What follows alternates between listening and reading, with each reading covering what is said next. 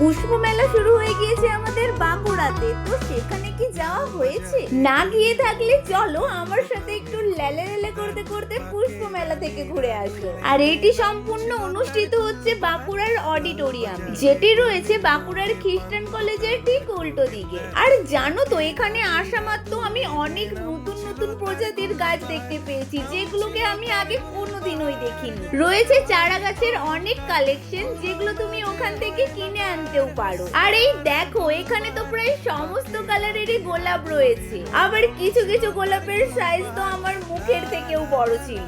এর সাথে রয়েছে বিভিন্ন প্রজাতির ক্যাকটাস। এখানেই শেষ না, সবজির গাছও রয়েছে। আর এই মেলাটি ওপেন থাকে একদম সকাল থেকে রাত পর্যন্ত।